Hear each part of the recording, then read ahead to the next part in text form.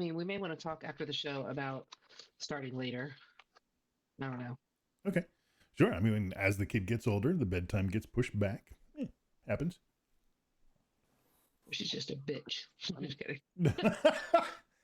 Well, I'm just glad that she's tuning in. Oh, new follower. Yeah. Totally not MJ.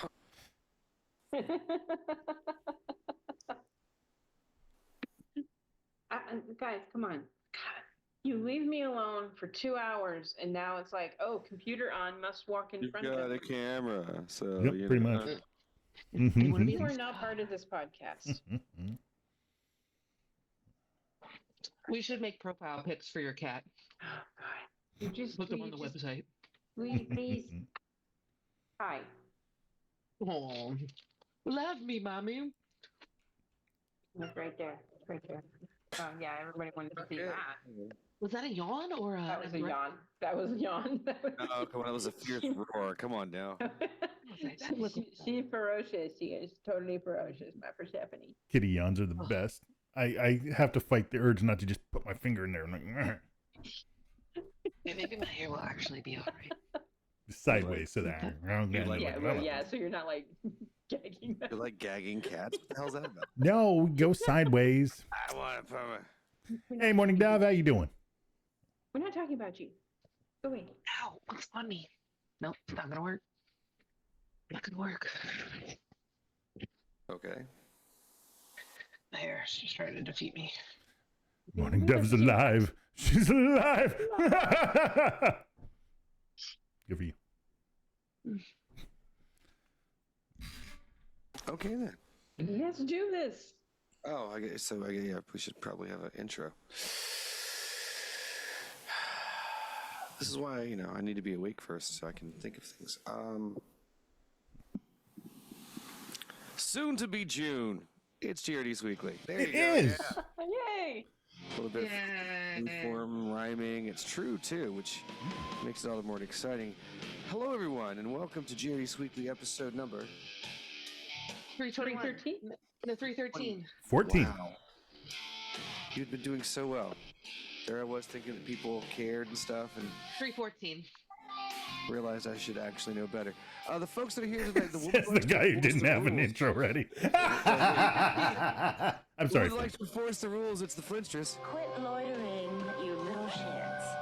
The lady whose priorities are completely set. That there's Carol the Cat. The only thing worth believing in ever is cash. The man who sees things incredibly clearly. It's podcasting's Rich Siegfried. Despite their differences, there is one truth that connects all beings. Life doesn't ever go as planned. And I'm the guy who is sure you have no idea who the hell I'm talking about. I'm the wonderful Billy Flynn. You know, you gotta admire her. When she sets her mind on something, It's not her mind you're admiring. it's true. What happened, Gigi, yo? Lots of stuff. We watch a bunch of TV shows. So we watched Top Chef, and that's pretty geeky because, they're making all kinds of cool food. They were doing stuff with cranberries, and this one was actually really cool. They were doing a challenge where they could only use ingredients that were Native American, like available when the Native American people lived around, right? And apparently there's a whole movement in the culinary world for like indigenous restaurants or restaurants that only use indigenous, like either like the actual ingredients themselves or the ingredients and the techniques, using like the old timey techniques to make stuff. We have a employee resource group at my job, like a club you can join based on like the demographic you sort of fit in or whatever. And they did a whole like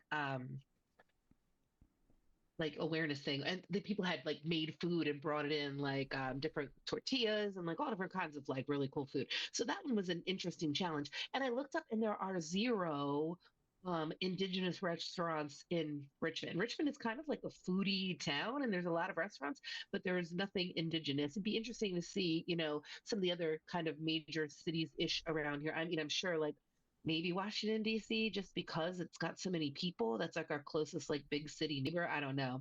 But maybe it's something trending more so in like the Midwest where a lot of those people currently reside, those people. Yeah, I know there's a couple in Colorado, and I believe there's a restaurant in the Native American Museum in Washington, D.C. Oh, okay. I do feel like I knew that. I do feel like I did know that. Well, you Yeah. guys don't have hillbilly food around there? Aren't those the indigenous people of Virginia? Okay. Well, keep in mind when you're talking Native American dishes, this means they couldn't use butter. So that kind of Sugar gets a bunch of or hillbilly food right any there. dairy at all. No dairy. Pretty much no dairy. Yeah, it's crazy. Y'all aren't really selling me on this whole idea. Maybe you mentioned Richmond is foodie. That might be why there aren't any. That might be why. We like our butter and our sugar. But no, and there were lots of indigenous tribes in this area. The Powhatans, freaking Pocahontas. Okay, so I mean, yeah, it's kind of crazy to. Isn't it crazy to live in the South and you drive around and you see like historical markers like all the time, like between here and the grocery store. I don't know. Maybe it's just where we live. Yeah, and a the lot of South. stuff went down. I'm in North Carolina. I don't like paying attention to those historical markers. Well, yeah. They tend to be a bit depressing. Yeah. Well, ours, a lot of people died in Virginia too. So anyway, but yeah, Top take Chef that, was really motherfucker. interesting. Yeah, right.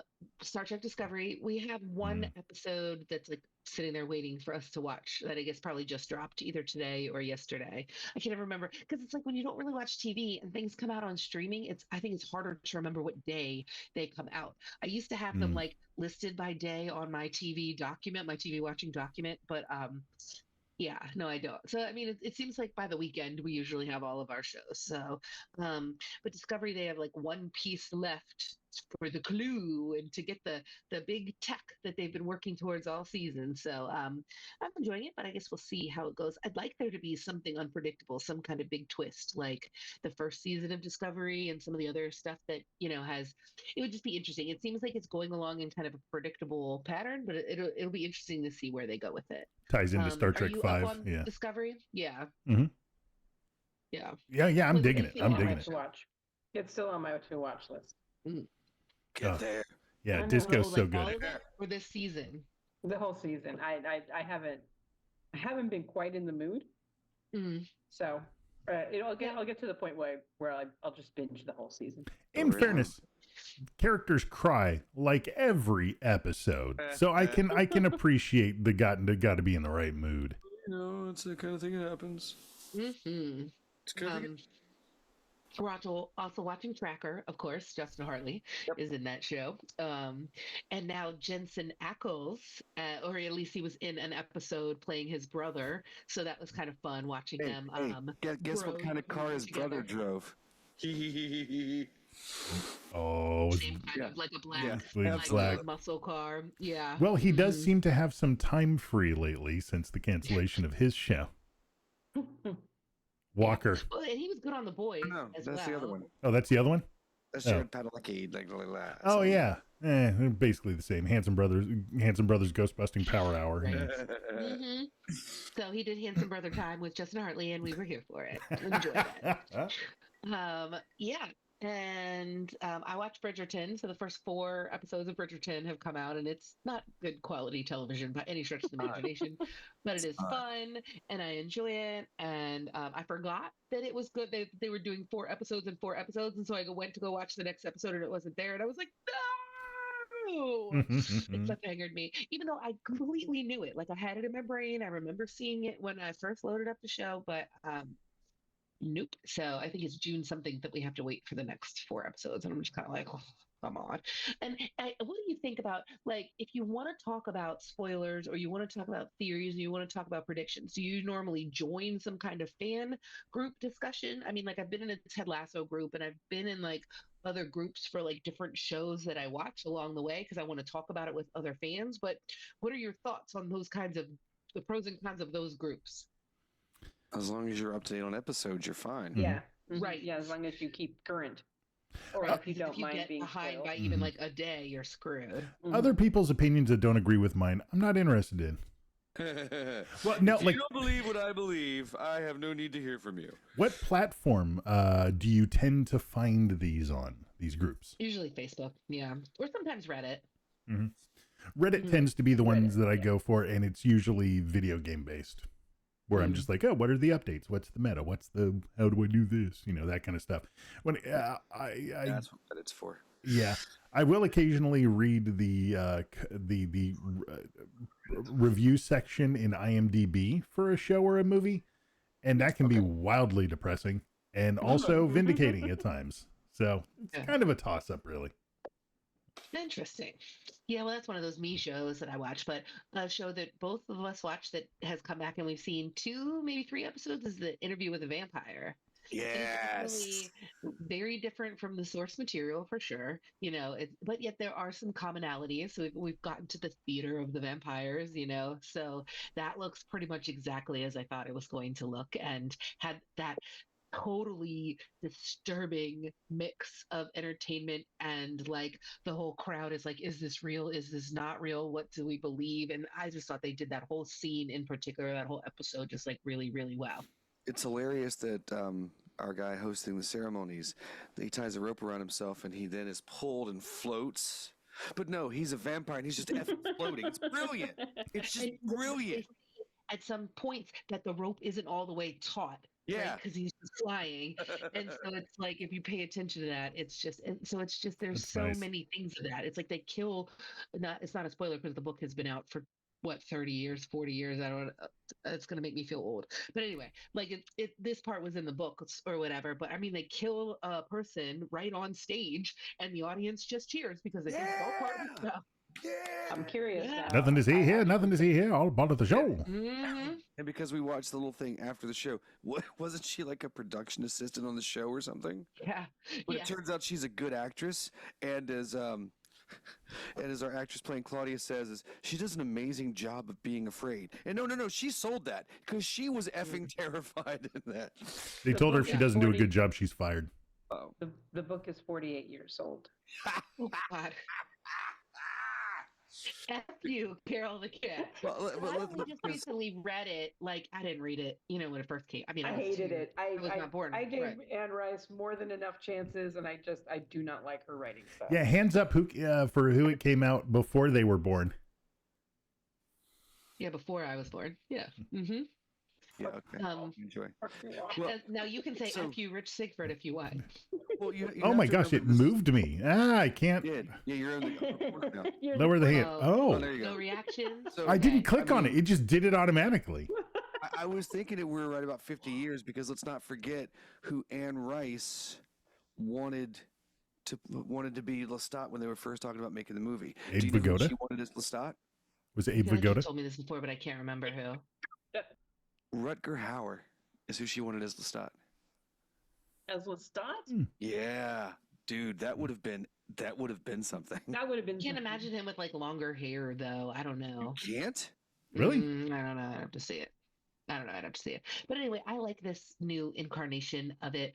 I read every bit of all of the books, just kind of wormhole. not Even when only wormhole, 3 of them are worth rabbit hole. reading. That's great. Yeah, this is not very good, but I did it.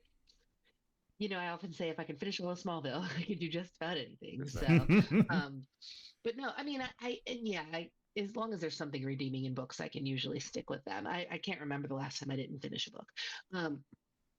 But yeah, so that we're liking that show. And what's his name? The actor who played Grey Worm for Game of Thrones. Yeah, I can't remember He's his really name. good in this. I can't remember his name, but he's really good in this as well. Hmm. They recast Claudia. Like they couldn't get the actress who played Claudia to come back, I guess, for whatever reason. And the newer actress looks older, which is like, so it's not as creepy that she's doing like grown up things. I'm like, you should have cast younger. So I don't know, whatever. I mean, it's not that she's not good. It's just weird. It's just quite like, good. push me Yeah. out of it. It's not the same effect because let's be honest. For as much as you want to say about the movie itself, Kirsten Dunst was effing amazing. Yes. What? Mm-hmm. Yes. Ironically, it's actually played by Shannon Doherty.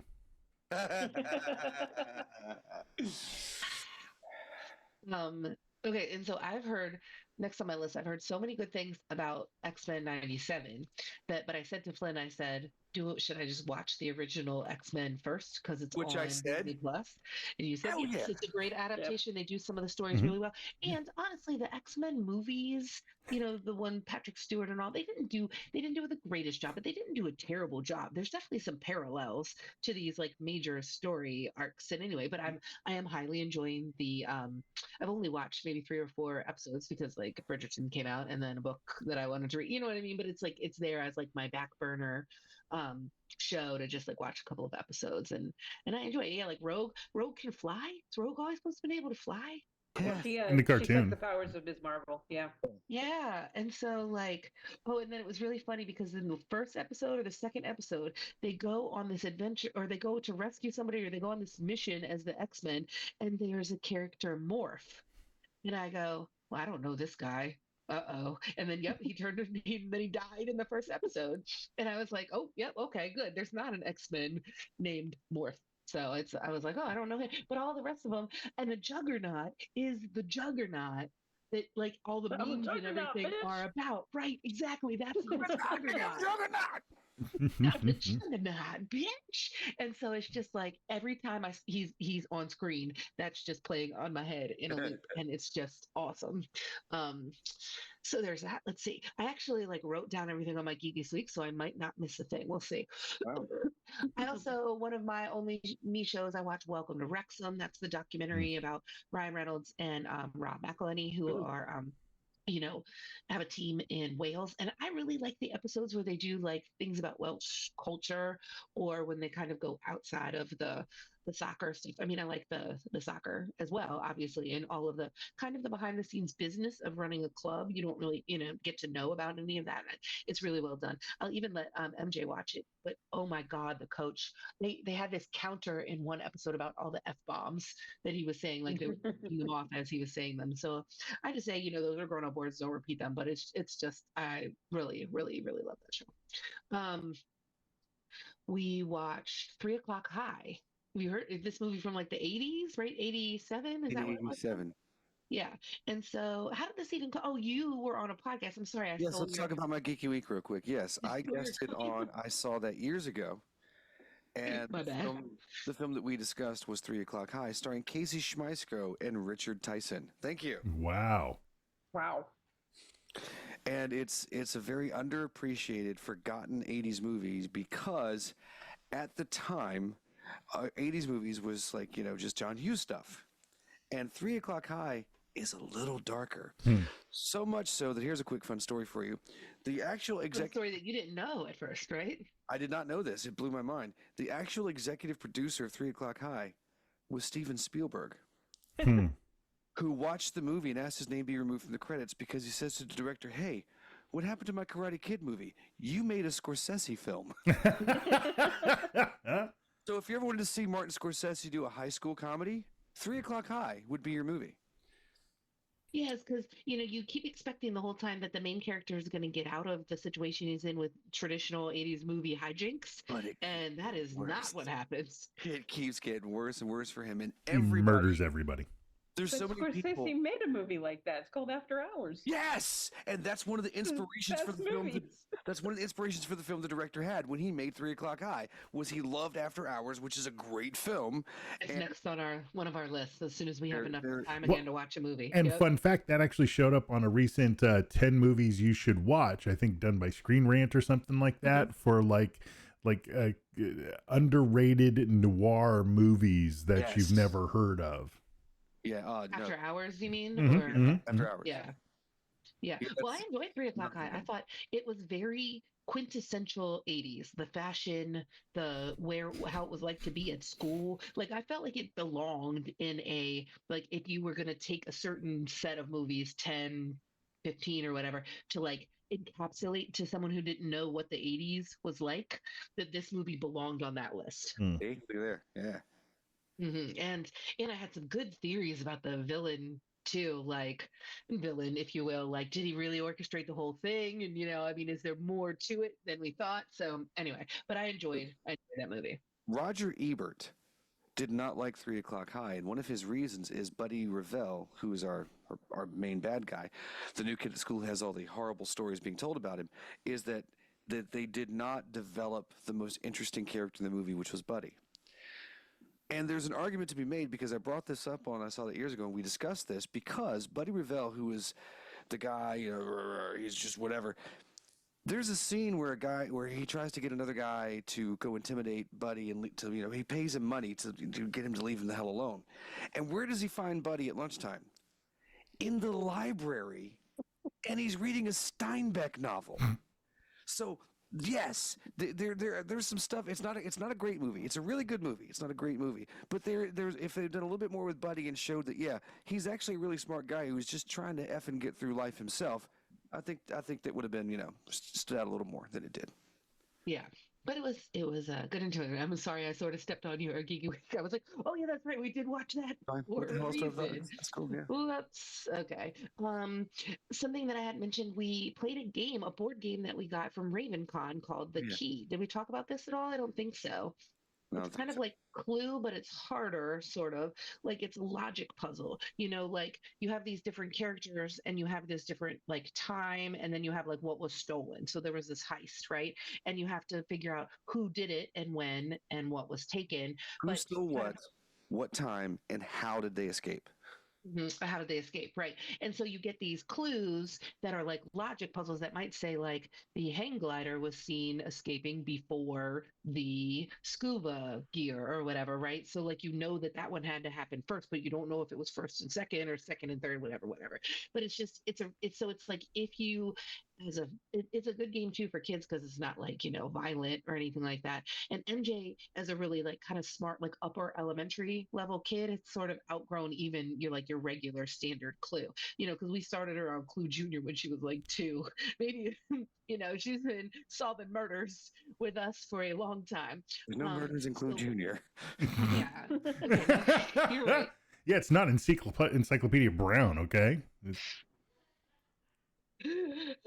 She actually is a fierce devotee of Encyclopedia Brown. So anyways, I got her hooked on that. Yeah, I was a Three Investigators guy, but I can dig all of that. All about that. So anyway, so this is a good one, and it's got a lot of good replayability. Like you can play it over and over and over again. Plus, there's a bunch of expansion packs. So it's called The Key, and we played like the main base game, but I could see us definitely getting some of the other games, and that was something we had picked up at RavenCon. It was super fun. And yeah, I just finished reading a book. Nora Roberts has a new book out called Mind Games. And it was really kind of interesting because the main protagonist character is psychic. And then the bad guy is also psychic. So they have this like psychic connection. And that was kind of interesting. Yeah. So she's like using her gift for good and he's using it to like kill people. And so she has to stop him in the end. And that was actually pretty interesting. So there were 4 pages where they just stared at each other and wiggled their fingers. Well, I mean, I doubt that any of you are going to read this book, but she does end up giving him a stroke at the end of it because she visits him in prison and they're staring at each other and no one else can see that anything is happening, but she's in his head and ends up breaking him. Oh, wow. Stroke. Yeah, it's pretty crazy. Mm-hmm. What are you doing? But anyway, so that has been my Geeky Week. So very quick, I'm going to interrupt here because Encyclopedia Brown. Did you ever catch on The Onion, I don't know how many years ago this was, The Onion wrote a story about the death of Encyclopedia Brown. He's older, he's an adult, yes. It was a tragic accident thing, and it looks like it could have been foul play. In fact, they even asked the police chief, Bugs Meany, and because of his storied history with Encyclopedia Brown, but Bugs was like, I had nothing to do with that. I went to the North Pole. I was watching the penguins. But it's a beautiful thing, the Onion. God, but the penguins aren't on the North Pole; they're in the South Pole. I miss when the Onion was incredibly ludicrous because the world wasn't more crazy than the Onion. Yeah, I hate that. It's now a news site. Yes, it's just a news site. Yeah.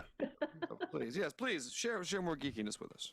I did actually just find it. It was published in 2003. So go ahead with your Geeky Week while I read this article. So not as long ago as Interview with the Vampire, but. Okay, well, I'll go next. I watched the first 2 episodes of Doctor Who. Yes. Oh, that's what I forgot on my dang list. I know. Damn it, Terry. You're fired. I could have done without the space babies because, quite frankly, talking babies are disturbing. They are. Although I do like the Boogie babies. Monster. I did like the Boogie Monster. I did like the clever. That was clever. Those babies kept trying to sell me E-Trade. Yeah, I know. I was like, what is British this baby? Do British people call boogers bogies? Yes. Yes, they do. Yes. Do they also call like in an airplane, like if you're dog fighting, is that also a bogey? No. Wow. Oh, okay. Wow. Crikey, I've got a nose goblin on me 6. Just get out of the way. And then, however, I haven't watched the 3rd episode. I loved the 2nd episode. I loved Jinx Monsoon as Maestro. I loved Jinx Monsoon on RuPaul, So I was absolutely thrilled to see them on Doctor Who. I'm glad that the world itself in general seemed to really love that episode because I'm like, is it just my music major background nonsense? I freaking loved that episode. However, because I'm a music major and a nerd, I really wanted the music staff that was going around to be the actual music that was playing, and it wasn't, and that bugged me a little. I did like, however, that the chord that put her back was the chord from A Day in a Life. The brown note? Yes. Oh, yeah. Yes. So that was a nice Beatles callback. So I watched the first 2 episodes. I'm 1 episode behind, but I needed The third one you're going to enjoy. The third one is quite strong. Oh, good. And it's unusual for Doctor Who is that technically, it's a bottle episode. Oh, I'm enjoying Chute Gatwa. Oh, absolutely. So I'm loving it. But I needed a TV show that was like funny but low maintenance. I just needed something to chill my brain. So I started mainlining Bob's Burgers, which I've never watched before. And I'm up to season 4, and I'm absolutely loving it. I love Bob's Burgers. So that's been the TV that I've been watching. Movies, I watched 2 very mid movies. I watched a movie called Monster on Netflix, which is an Indonesian film, but don't worry about subtitles. There's no dialogue, about a young boy that gets kidnapped. Yeah, it's just Frankenstein. No, it's about these 2 young children. The little boy gets kidnapped by the monster, who I guess technically can be called a butcher. But his sister sees him get kidnapped, so he takes her too. She gets out of her bindings, and then it's just her trying to get her brother out of the house. Get out of his brother. It's tense, but there came a point where it's like a lot of this would not be a problem if you would just say something. But the whole twist of the movie is that there's no dialogue. So, and then I watched Pearl, which is the second High West's trilogy. The last one is coming out in July, Maxine. I did do a review of X for the website, which was the first one. This one is a prequel. I didn't like it as much as X, and I thought X was kind of mid. This just seemed like an excuse to do a movie starring Mia Goth, and I'm not a huge fan of hers.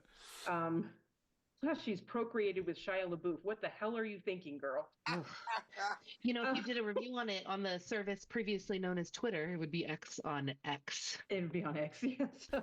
Well, the problem is that if you took drugs, you never expect Shia LaBeouf. Yeah. Nobody expects Shia LaBeouf. Then I read 2 books. I read The Deep by Nick Cutter. If you follow me on TikTok, you saw my takedown of The Troop by Nick Cutter. I didn't really like it. I thought this one might go better. It didn't. I'll probably do a TikTok on it as well. But and then I read a book that I picked up at Retcon, The Purple Menace and the Tobacco Prince by Wade Bouchamp, who's a local author. I was not anticipating a romance, and it's not a standard romance. There's some kinks in there, but it's a slightly spicy, kinky romance, and I actually quite enjoyed it. It's not my genre, but I actually rather liked it. Then the only other thing I watched, I'm going to save for the news section because my story is on that. Wow, now I need to go back into the notes and see what you have. Yeah. Then I did some work for Con Carolinas, which is next weekend. So on the next show, I'll give you a rundown of Con Carolinas. Yay! And that. Well, where is Con Carolinas if people wanted to try to do a day pass or anything? You want to go and talk about it? University Hilton in Charlotte, North Carolina. It's on Harris Boulevard. Concarolinas.org. You can get all of the information. Starts Friday, May 31st, goes through June 2nd. Mikey Mason will be there.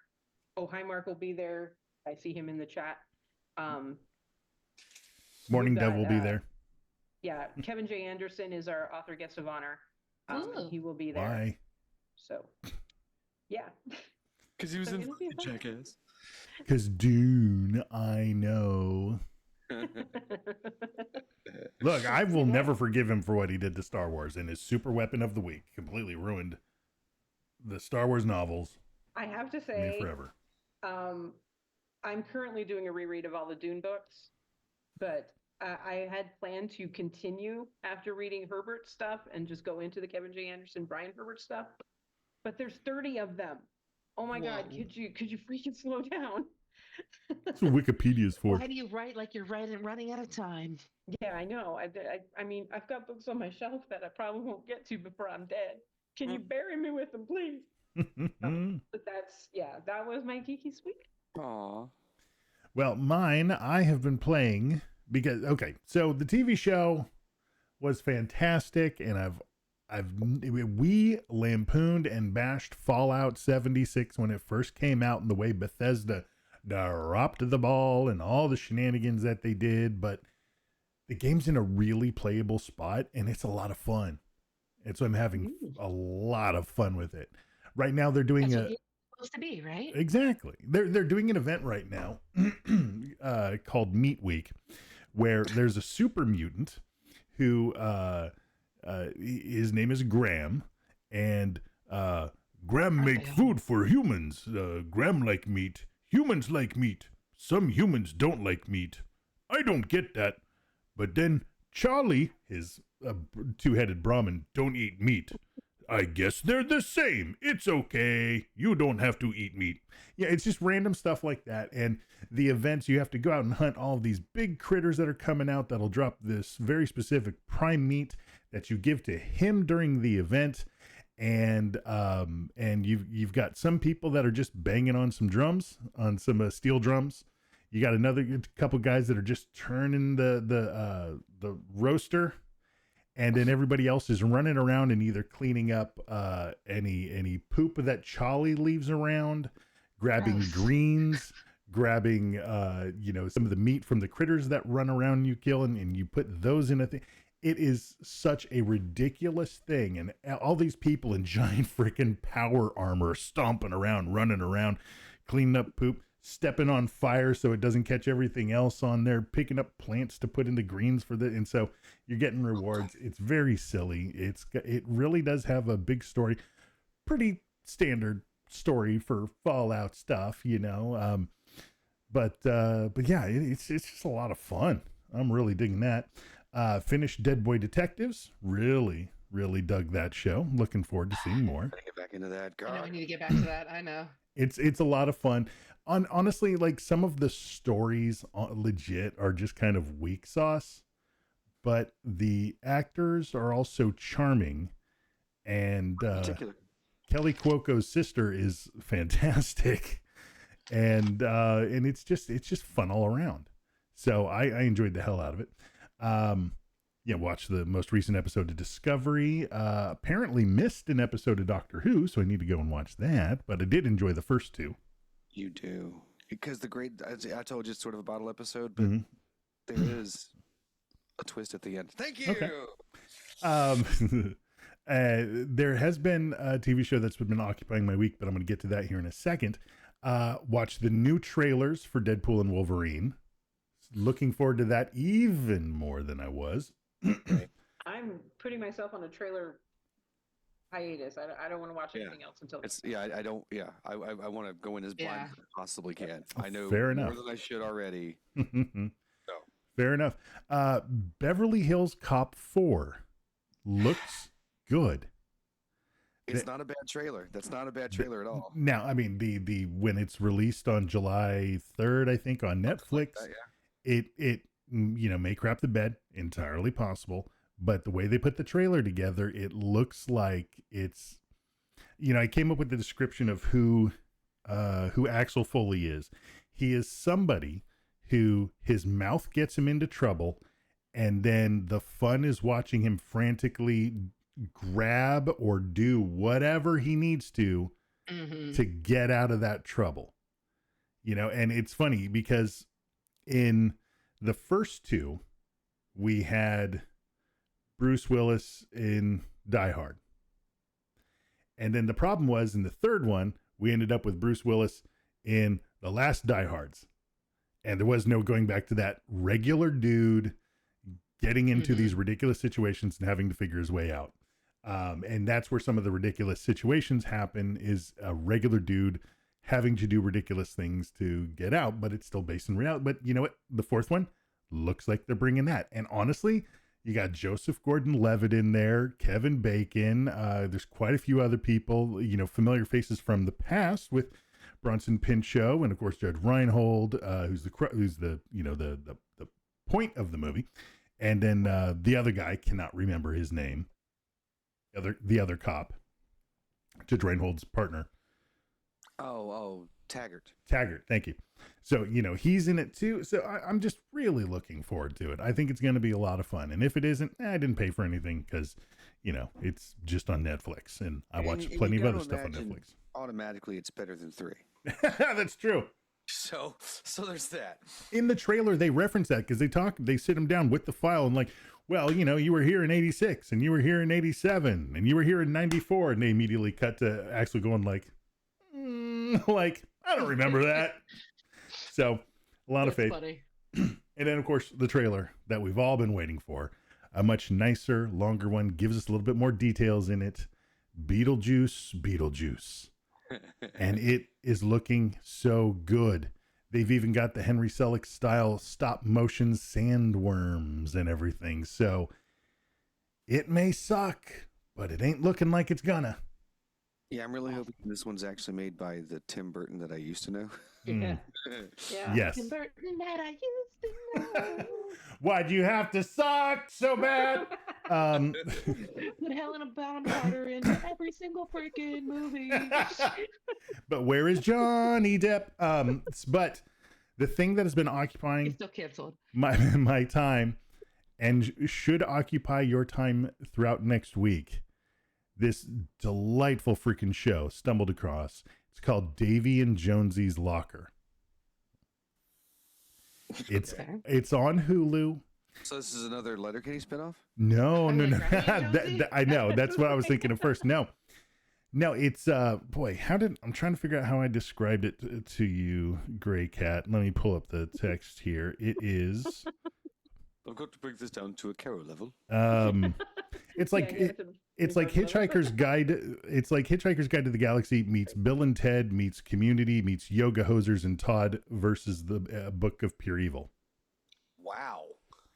It is all of those elements. It's these two high schoolers. They're kind of slackers, but they're really enthusiastic about the things that they are. It's them against the world, and they accidentally stumble into a multi-dimensional portal. And so they're going As through. you want to do. Exactly. That's in their locker. And so they keep universe hopping, and they keep meeting up with their 10th grade science teacher, who's actually this kind of like super villainy guy who was split amongst all of the multiverses. And so you're seeing all of the different versions of him, like the lobster version, the one with little baby hands, a vampire. It's ridiculous. Hot dog fingers? Yes. No hot dog fingers. There might have been in the back because there's billions of them. But it is. I didn't start listening all the way 100% until you said multiverse. What was it called again? Davy and Jonesy's Locker. Awesome. It's on Hulu. It's 10 episodes. Each episode's a half hour. You will absolutely dig it. The two main leads are they're just charismatic as all get out. All of the actors in it are just perfectly cast. It's ridiculous. It's silly. It feels like something that should have been on Channel 101, but with a better budget. If that means anything to anybody, it's like Rob Schrab directed it or Liam Lynch directed it, but he actually has a good computer to make solid effects. It's basically Troy and Abed made Bill and Ted's Excellent Adventure. That's what it feels like, but without time travel, you're universe hopping. I cannot overhype this show enough. It is so damn good. It immediately goes into my. I'm actually putting my it on top our list. funny, and it is funny and just so charming and so good. So I highly recommend y'all checking that out because it really is that damn good. Good. All right. That's been my geeky week. Go for it. Okay.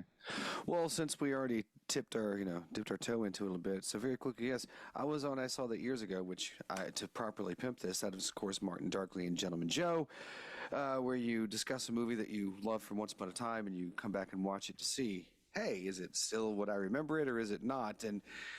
And we did this last Saturday, and so it was literally like what, a day or two after the announcement of us losing Dabney Coleman. And so I sent him a message. I'm like, is it too late? Should we just go ahead and stop, not do 3 o'clock high, but just do Cloak and Dagger?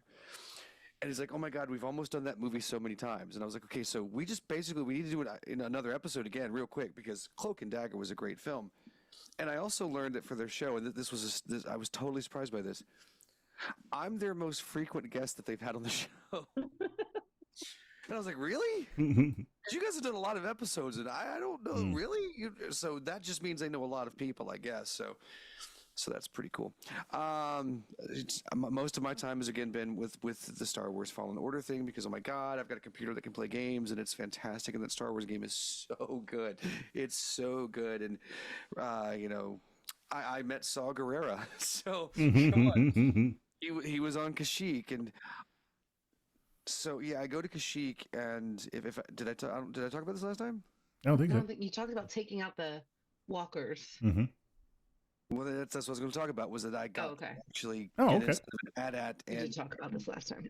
But still, it's amazing. Yeah, I bet. In a Star Wars game, you've never been inside of an AT-AT, let alone control it and shoot other things down. That was just incredible. I loved it. So anyway, there's that. That's a great game, and everyone should watch it.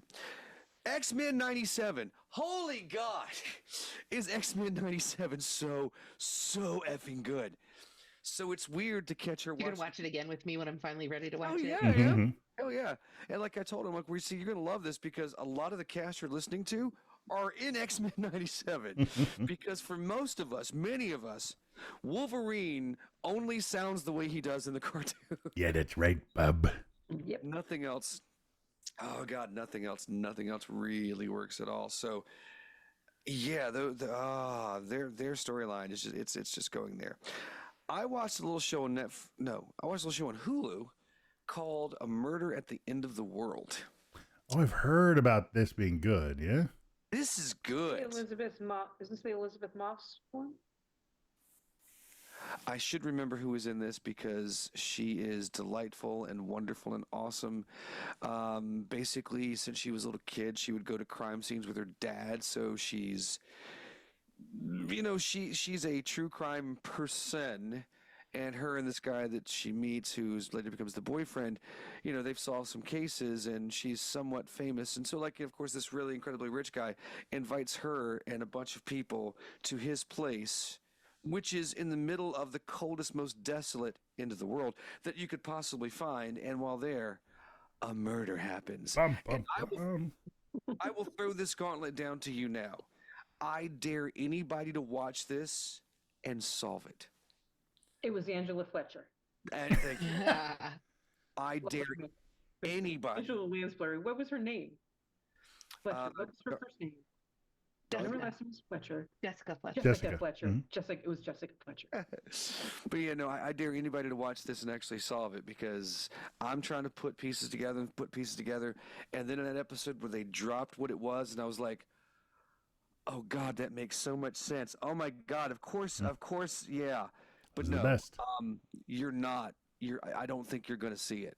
I do not think you're going to see the killer reveal coming at all, and it's going to hit you, and it's going to make you stop and think a lot. And I enjoyed that quite a bit. So yes, kudos to that show. Please do watch that. You should. And I'm sorry, what is our actress? What was the actress' name again? The main actress. Is it Elizabeth Moss? I don't know if that's the one. I thought you were looking up. I thought sorry. I thought you would just. I don't have my phone. I left my phone in the other room because I woke up 5 minutes before we started. At the End of the World.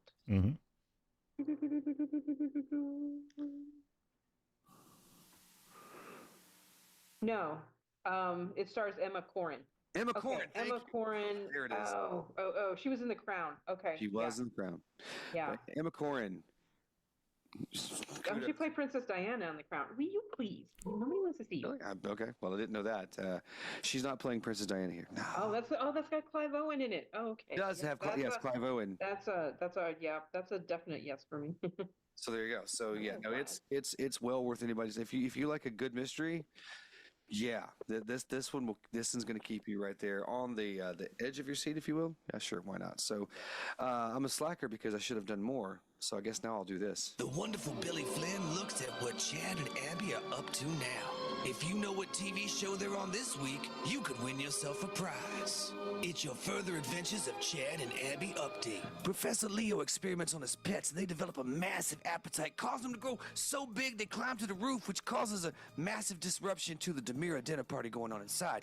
Chad's home alone, trying to find some escapees while the others set him up with an alarm at Abby's. The director of a horror movie becomes upset when his monster is injured, so Stefan decides that he's going to step in, handle it. The Demiras decide to never again use Chad, Stefan, and the other ones for their wedding vow help. That's just not good. The professor's little monsters are sort of a hit, but good grief, he will walk like a man on another day in the wacky life of the astonishing, vigorous marine copy, the stupefying dynamic naval lock, the perplexing animated parody. #Chabby forever. Looks like you've got mail waiting. I'm very proud of that one. I really am. I am very, and it's a show that I was like, oh yeah, that did exist, didn't it? Greetings, GRD crew. You know, I saw the movie with Diane Keaton, but I don't know if I was ever aware that there was a TV series of Baby Boom. I imagine if it had been good, it would have crossed my radar. Also, I don't know if this is a good idea or bad idea, but after I figured out the show, I used your punning clues on ChatGPT through Edge's Bing Copilot. It was completely off track and only responding to the individual words at first. And when I asked it to consider the words as pairs, the best it came up with was baby reindeer. And I asked it, was there a TV show called Baby Boom? And it gave the expected AI response, confirming the show existed and giving me info about the show. So then I asked, can you see how the title Baby Boom is conceptually similar to neonite reverberation, baron blasting, and tot thrumming? And it made the connections and confirmed that it was a clever observation. So even AI recognizes Billy Flynn's wit. Cheers. Aww. That is from Jay Radimus. So yes, last week, there was a TV series for just one small season based upon the Diane Keaton movie Baby Boom. And yeah, ChatGPT believes that I make clever observations. So, there you go. But unfortunately, you don't get the prize because you cheated. But of course, you complimented Billy, so you're back in to get the prize. I'm sure I've got more video games for you to play, so that'd be fun. So, you know, if you would like to enter the contest, because this is the one for this month, and so when we get back together next month, we will be announcing a winner for this particular month. So all you got to do is drop us a note to podcast@geekradiodaily.com or send a voicemail or a text message to the magic phone numbers of 510 GRD crew. Thanks, because when Rich does that, it's really, really kind of weird. Stop it. Weird.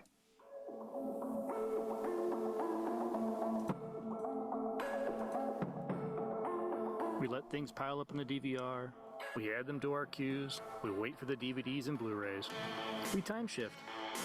The Time Shifters podcast. Sci-fi, horror, fantasy, superheroes, comedy, action, film, television, maybe some not-so-current events.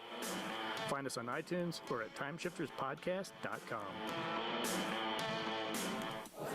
Well, now you're listening to Geek Radio Daily, and this is Barry Bostwick, and I'm going to be on this station daily because I'm a geek. Yeah, you are. Asshole. Oh, he was good in Spin City. Oh, that's right, because of Rock. Gotcha. He was George Washington, for the love of God. He was also FDR in that FDR movie. Oh, yeah. The trailer was the only good part. I want you to blow smoke up my ass. Have you put a tea kettle? Marco Polio. The trailer was better than the movie. Wow. I'm gonna beat you with a fat man's belt. I'm not holding any hands. Geek News. Look at the world from a geeky point of view. With tickets now on sale, Marvel Studios is ramping up the promotional rounds for Deadpool and Wolverine with multiple new promo clips and a new 17-minute video interview that the actor and director just gave to Fandango. A big part of said interview is a discussion of the film's R rating, with Ryan Reynolds saying, "I was surprised, though, that they let us go hard R, but very grateful. I mean, there's no other way to do it." Like, but R-rated, right? We still aren't and never should be allowed to use the hard R, right? He's talking about R. Okay. Indeed, Deadpool and Wolverine is notable for being the first R-rated Marvel Cinematic Universe movie at Disney, and with it comes freedom. It really allowed them to do anything and everything in a world where anything and everything is possible. Now, does that mean boobs? Probably not. But if it was going to be anybody, Reynolds would probably make sure it was blind owls. He added that he's proud of Disney for doing it and calling it a huge step for them. And it adds a whole other color to this kaleidoscope wheel that is that company and the different people that have been entertaining forever. And that's not all. The recently released 60-second TV spot advertising the sale of tickets contains a hidden link to a secret disclaimer video message from Reynolds, with the actor promising the film is as paper thin as a sequel to Battlefield Earth. Sorry, Carol. Apparently they've been reading your Silos fanfic. He also says it will completely sidestep Marvel's mandated after credits sequence, as those are always just a commercial for another movie, as he said. And of course, we all know Reynolds knows a thing or two about commercials. Though I may one day try Aviator Gin, I'm never going to switch to Mint Mobile. Speaking of Disney... I thought you were going to say Mint Mobile. If you ever wanted to know what happened to Disney's Galactic Star Cruiser, have I got the video for you. From the moment Disney announced its Star Wars hotel, the Galactic Star Cruiser, it was the subject of ridicule and indignation. The price point in particular was an area of consternation. The hotel only offered 2-day, 2-night stays and charged about $5,000. If not more, for the experience of staying in a windowless room in Central Florida. If the price wasn't enough of a detractor, few people ever got to participate in what was billed as the choose-your-own-adventure experience. The Galactic Star Cruiser barely lasted 18 months, opening in March 22 and closing in September of 2023. Fortunately for us rubberneckers, one person who did get to see and document the experience was Jenny Nicholson, who on Saturday shared the most polite evisceration of the theme park attraction in recent memory. Coming in at just over 4 hours, Nicholson's take... Just a moment. Excuse me. 4 hours. You said 4 hours. 4 hours. For those of you listening on the podcast, a cat just walked across Carol's screen. And yelled at me. Coming in at just over 4 hours, Nicholson takes you through the whole saga, from the announcement and the marketing to the... What the hell, young lady? Now Carol is speaking to a small orphan that she adopted. To the fights to get her... Go away. Go. To the fights to get her souvenirs that Disney lost in the mail. Nicholson, who visited the attraction with her sister, said she booked the cheapest option she could find, reserving the room for two at $6,066. Nice. By her calculations, which excluded the time she spent asleep, there are about 25 hours of entertainment on the luxury price vacation, which costs about $2 per person per minute. It's hardly a spoiler to say it was not worth it. Nicholson is generous with credit where it is due. For example, she praises the commitment of the actors aboard the ship, as well as the food offerings, which were different at every meal, even those the people were less likely to attend. Otherwise, it did not look like something worth $2 a minute. Perhaps the biggest issue is that the game simply didn't work for her, and she details spending much of her time simply wandering around the ship. The Twi'lek performance at her dinner was also blocked by a giant pole, and they were assigned seats so she couldn't move. It's best to let her tell you about it herself. Truly, it's worth the Scorsese-length runtime of the YouTube video. I actually watched the entire 4 hours of this video because I love Jenny Nicholson. Okay. She is very detailed. She is very complimentary of certain things about the hotel, and she is also a huge Star Wars nerd. So this was something that she wanted to do. And wanted to enjoy, probably. Oh gosh, yes. But not just the fact that there was a pole blocking the show at dinner from her assigned seat. She literally couldn't see anything.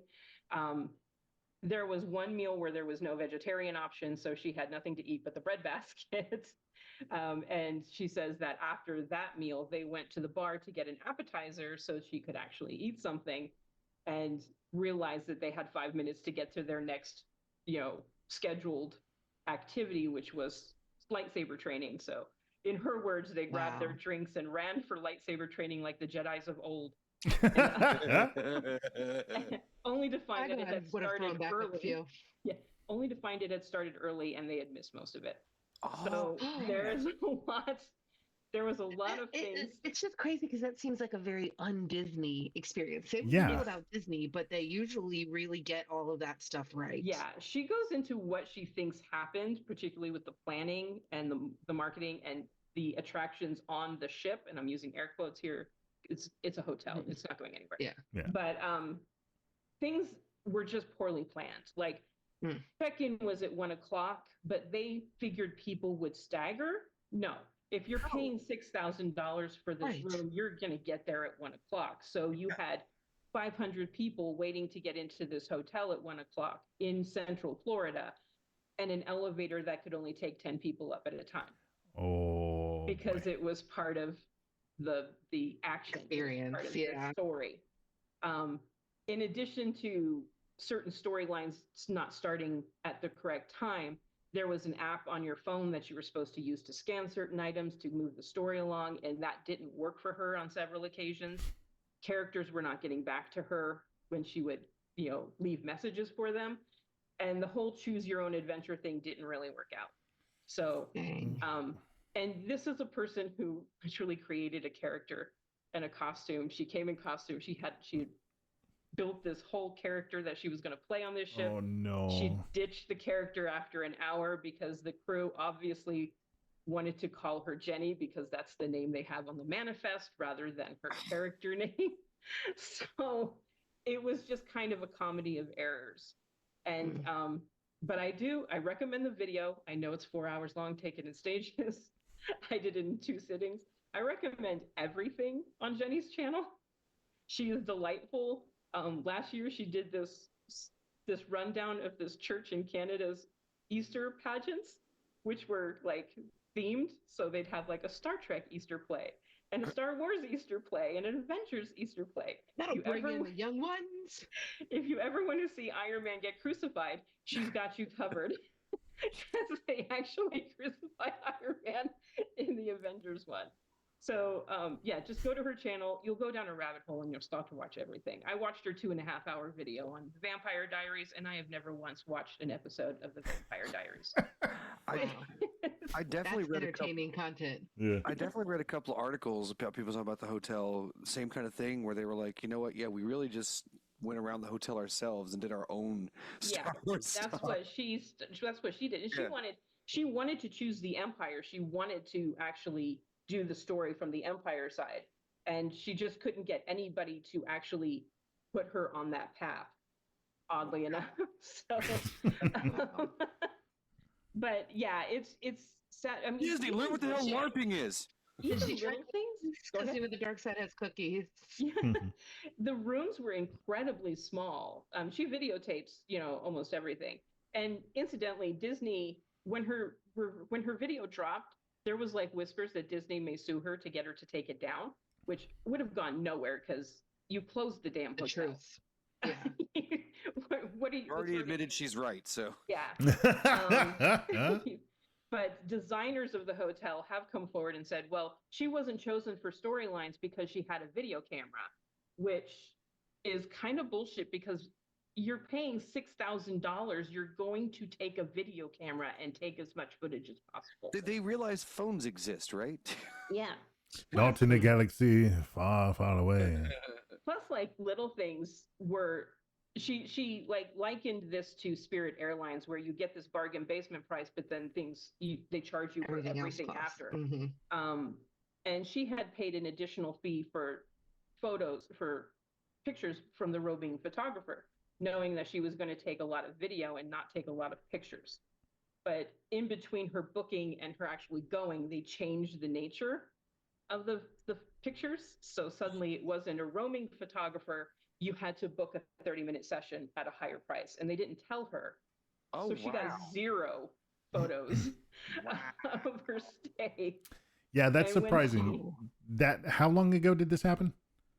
This was last year. Year and a half. Yeah. Yeah, 'cause they closed in September of last year, so it was about a year and a half. But when she asked for that money back, Disney said no. Disney laughed. Yeah, and so she went to Twitter. So she went to Twitter, where she's got like 300,000 followers, and she's also a Disney head. She goes to the theme parks every year. And she posted that she was very disappointed that Disney wouldn't give her money back.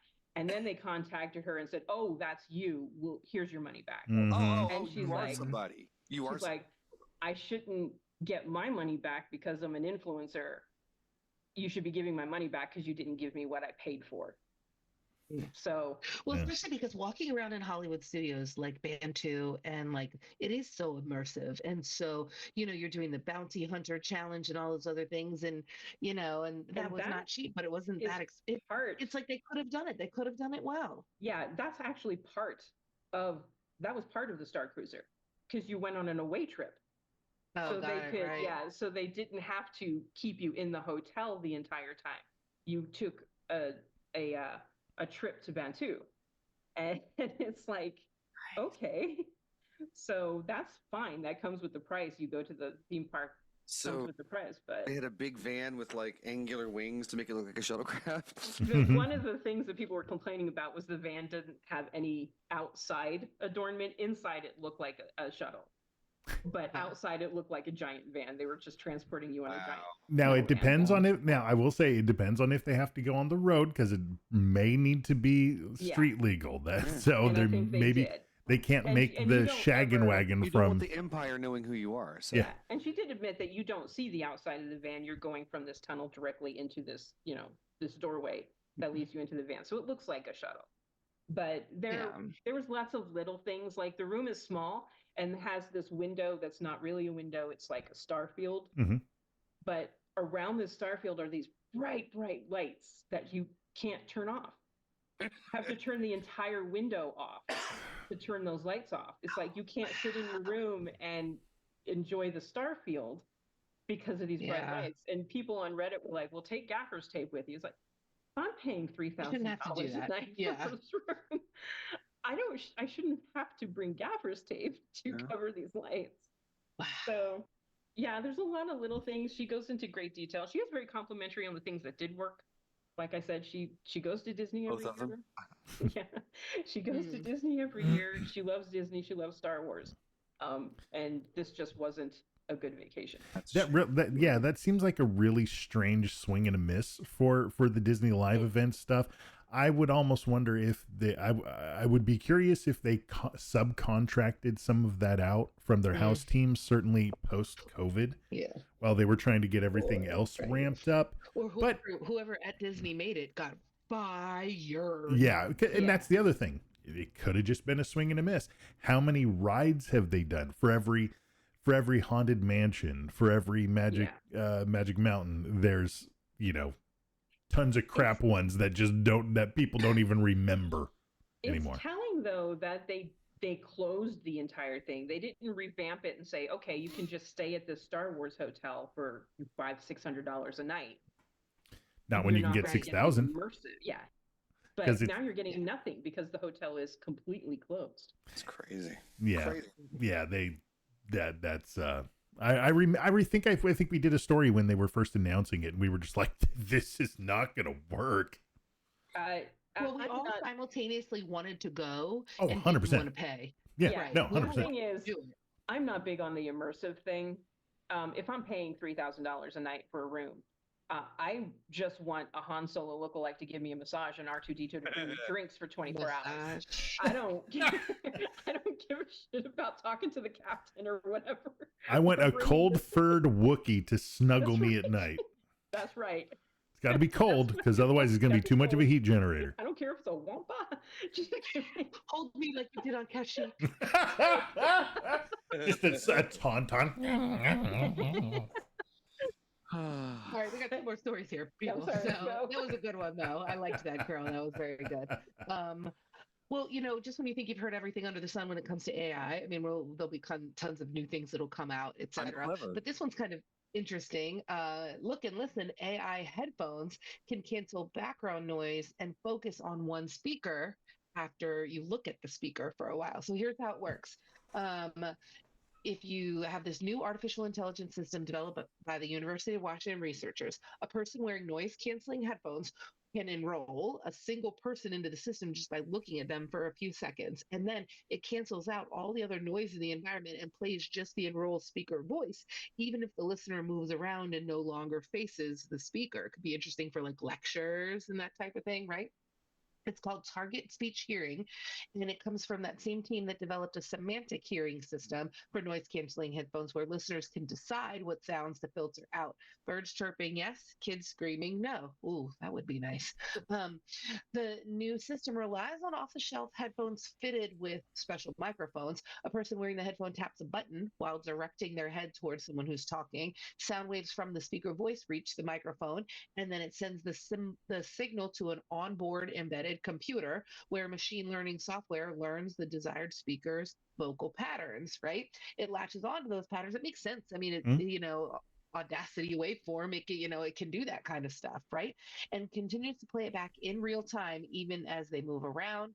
It focuses on that voice. So, there's lots of noise canceling headphones that are already out there. The attachment for it is still obviously in like prototype, but I mean, that would be kind of cool too. You think about not just a college campus, but you're in a crowded restaurant and you're trying to listen to the person who is across from you, and there's lots of distractions. I mean, every single human with ADHD on the planet is probably like, sign me up, right? Yep. So you can only do one at a time. I don't really know. It doesn't really say like how do you then switch it to someone else. It certainly needs like more work to the initial stages, right? I have to stare at you, and then I have to like blink, blink, blink, blink, blink, and then look at somebody else, or go.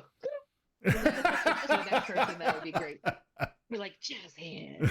Anyway, but yeah, I think it's just kind of cool, like imagining different ways. Obviously, we're letting ChatGPT write all of our stuff for us now, et cetera, et cetera. But this could be an interesting technology. It's kind of in its infancy, but I'd be, on the lookout, if you will, for more of this AI tech. Okay. So sorry, podcasting folks, but everyone that has video right now, please watch Rich's face during this opening paragraph. Conjuring filmmaker James Wan is gearing up to build out another universe of monsters with 1313, a reimagining of the monsters for Universal. Hell yeah. In what I'm sure you will agree is going to be the oddest Conjuring film yet. The Monsters reboot, the official logline describes it as 1313, after the family's iconically spooky street number of Mockingbird Lane, a new take on the 60s era sitcom that lives and breathes within the Universal monster verse. So, expect Herman, Lily, and the family to know or be more directly related to the Universal monsters, meaning Wolfman's got nards. Well, I'm hoping we get the mole people, the man monolith monsters, or I'd really love it if Cousin It, starts dating Paula the Ape Woman. I know Cousin It's not here, but damn it, I needed that joke to work. I really did, okay? Leave it alone. Even though the original show did an excellent job in incorporating the lore and even costumes from monster films into loose variations of the characters, this time, it's James Wan, which means Marilyn's going to end up with Annabelle. 1313, this time a dark and gritty monsters reboot. Okay, is the third time we've tried to do this. Brian Fuller's Mockingbird Lane from 2012 is just absolutely damn special, but it's only a Halloween special. And that was the only one that they made. Seth Meyers tried to do one in development back in 2017. That didn't quite happen. And most recently, we had Rob Zombie's. No, we didn't. The Monsters that went straight to video. Never happened. Would have been awesome. No. Look, let's be fair. The Rob Zombie version would have been really awesome if Billy Eichner had played Dr. Edward H. Dudley. So here's hoping that Mockingbird Lane has something interesting they can pull off. But a dark and gritty monster seems to be a little detached from what the spirit of the show actually is. But if we're lucky and we're going to get like adult themes and stuff, maybe we'll get a spicy storyline about who Eddie Munster's father really is. A Frankenstein, and he's a werewolf. And look, I will watch every damn episode of this show if you say that Eddie Munster's father is really Count Waldemir Daninsky. GRD is licensed under Creative Commons Attribution, Commercial, Non-Derivative Works, United States 3.0 license. You can check us out on Facebook and on Twitter. Stop by the website at geekradiodaily.com. For those of you scratching your head, Paul Nash should show up and slap you in the face. That's all. I just want to know if Grandpa's going to wake up chained to a toilet. Oh man, but the Dragula going up against Vin Diesel? Hell yeah! So if you've got some guesses for that or Weird Chat and ABR, by all means send a note to podcast at geekradiodaily.com. Too mocking, too Burgulous. 510 GRD crew. Yeah, that's the fun way to make it all happen. Oh crap! He also did the Aquaman movies. Oh, that's true. Don't remind us of that. Good night, everybody. Good night, suckers. I think we need better packaging. We need a better way to show off our product. Look at him. You think he's dying? Not likely. It's not that easy to kill a hellhound. You know, that's what he's called, right? I mean, if you're gonna wander into this world, you might as well have all the information. Nobody here wants to get hurt. Come on, put your gun down, deputy. You're not gonna shoot me. We're not gonna let you take him out of here either. I don't know about that. There's only 3 of you. Stilinski. Sheriff. You refer to me by my proper title. Deputy. What are you, like 60?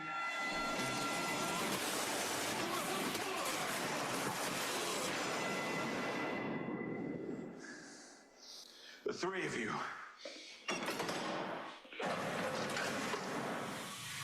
Help Deputy Parrish to his feet and get him out of there. Yes, sir. Sheriff. Proper title. Yeah! What was that? That, sir, is a clip from Teen Wolf. Oh wow! The show or the movie? The show, which is really weird that this has been set for like a week now, and then I did a freaking story and I mentioned, Eddie Munster, which is true. But that is Lyndon Ashby who plays the sheriff. Who, in my intro, the clip is from a movie of his you might have seen, where he played Johnny Cage in the original Mortal Kombat. Wow. So there you go. Hmm. Who saw that coming? Wow. I was like, wait a minute. Nobody saw it coming. No, nobody. And I wonder, like every day on set, like every day, someone's like, "Hey, wait a minute! I just found out you were in Mortal Kombat." Shut the hell up. Hey, why weren't you in the second one? Shut the hell up. So yeah, Lyndon Ashby. I think that's his name. I might have that wrong, but I'm pretty sure that's it. No, it is. Yeah. Yay! Good me. Yay! Go me. My kitty thinks I'm mad at her now. Well, I mean, get your shit together, cat. Well, I did throw paper at her. Oh, so she was real. playing with the cabin. She was playing with the cabinets. Ah. Put a piece of paper, threw a piece of paper at her, and she had to come yell at me. And now she's all sulky because You threw a paper cutter at her. Wow. I just threw not a paper, just a piece. You're so mean. Oh, Just yeeted a shredder. So mean. just a whole copier. I can't believe how mean you are. Oh, even Morning Dove's like, poor kitty. Kitty's She'll okay. It get was just over paper. it. It's just paper. I was hoping she'd play with it rather than the cabinet. Oh well. So let's look at this. What is this? Am I seeing this right? June 6th? June 6th, yep. June 6th. 6. So it's like, so then the one after that's June 20th. Is that literally the night before we leave? Yes. Wow. Okay. Because June 21st and then through the Saturday of the week following, we're going to be in the Outer Banks. Ooh. Oh. Well, Friday to Friday, but yeah. Nice. She says that, but Saturday. I've talked to people. Are you gonna wanna record right before you go? I mean, we'll be packed already, right? Oh yeah, we'll be fine. I'm taking Thursday and Friday off. Oh, cool. I'm only taking that Friday through the next Friday off. Mm-hmm. Yeah, should be a good time. It's one of the many reasons I haven't quit the job yet, because I have that much time coming. No, Nice. it's funny. It's funny. Thank you. Mm-hmm. All week. The other being because I enjoy groceries. Okay, so you want to know how stupid and old I am now? How stupid and old are you? So this is my effing week where I work a Saturday. So my day off during the week is tomorrow. So I can see her for a bit before she has to take off, and drive, because they're going on a big soccer trip up in away near Hershey Park. But that means tomorrow. Do you know what exciting thing I get to do? What's that? Go to the grocery store. I get to go to the grocery store because on Fridays, Kroger has 4 times the fuel. 4 times the fuel points. What? Yeah, baby. Nice. Yeah. Oh, hey, girl. I'm getting 4 times the fuel points right now. Yeah, you heard. Mm-hmm. That means I'll Fill up have my tank. more distance I can go. Yeah. All right, and with that, we're going to go ahead and shut the stream down. Guys, thank you so much for tuning in. Oh, God. So, hey, sorry. I'm still there. We appreciate all of you. All right, make sure you check out Mark. Check out all the stuff that we talked about and whatnot. And we appreciate you guys. And we hope you have a good. There's a holiday coming up this Monday. What is it? Memorial? Yeah, Memorial Day. Yes. So celebrate Memorial Day however you do. What's it for again? It's for honoring people who died in wars. Yeah. So if you haven't, make sure you watch. Dude, I couldn't even remember what day it was. All right. He's like, wait, are these those statues they put up?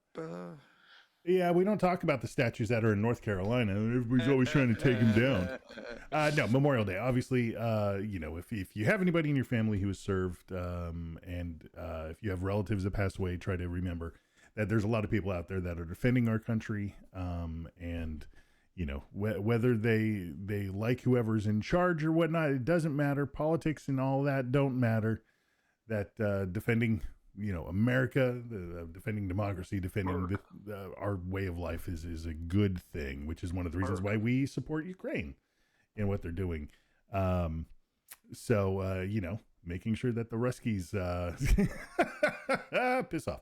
So anyway, we appreciate you guys, and thank you for tuning in. Bye. Good night.